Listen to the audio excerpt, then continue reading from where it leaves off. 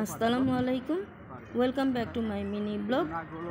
তো সবাইকে ঈদ মোবারক জানিয়ে আমার আজকের ভিডিওটি শুরু করতেছি। তো এটা হচ্ছে ঈদের দ্বিতীয় দিনের ভিডিও। তো দ্বিতীয় দিন সকাল সকাল ঘুম থেকে উঠে রেডি হয়ে বের হয়ে গিয়েছি। তো যাচ্ছি, প্রথমে যাব জয়পাড়া, তারপরে যাব মৈনটঘাট।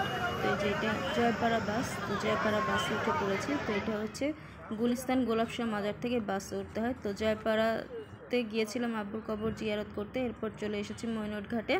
তো এই যে মৈনটঘাটের অবস্থা দেখুন, নদী কাটতেছে। তো নদী ভেঙে গিয়েছিল, তো নদী মেরামত করতেছে। তো নদীর বালুগুলো সব তুলে ঘাটের উপরে রেখেছে। তো ঘাটের অবস্থা খুবই খারাপ ছিল, আর বাইরে প্রচুর গরম ছিল। তো এই যে গরমের মধ্যে এখানে এই যে আইস গোলা খাচ্ছি। তো গরমে আইস গোলাটা খেতে কিন্তু ভীষণ ভালো লাগতেছিল না। তো এরপরে দুপুরের খাবার খাচ্ছি। তো দুপুরের খাবারের জন্য এখানে নিয়েছিলাম ভাত, 3 রকমের ভর্তা, সাথে ছিল ডাল, আর চিংড়ি মাছের একটা প্লেটে নিয়েছিলাম। আর খাবারগুলো কিন্তু খুবই মজা ছিল, আর খুবই রিজনেবল প্রাইসের মধ্যেই ছিল।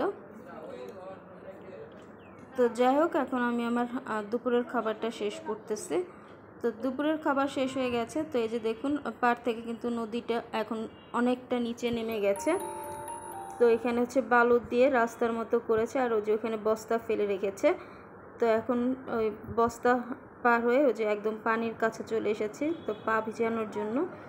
আর পানিটা প্রচুর ঠান্ডা ছিল। আসলে এত গরমের মধ্যে ঠান্ডা পানির মধ্যে পা ভিজিয়ে খুব শান্তি লাগতেছিল।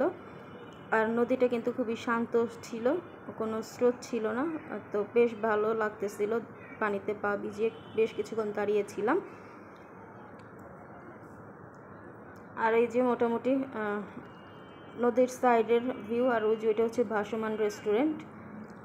তো অনেকটা এখন পাড় থেকে নিচে নেমে গেছে এই নদীটা, আর নদীর ওই ভাসমান রেস্টুরেন্টটাও। আর এই যে এটা হচ্ছে লঞ্চ ঘাট।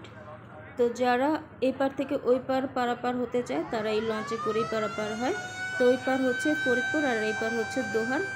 তো দোহার থেকে ফরিদপুরে যদি কেউ যেতে চায় লঞ্চে করেও পারাপার হতে পারে, বা চাইলে স্পিড বোটেও কিন্তু পারাপার হওয়া যায়।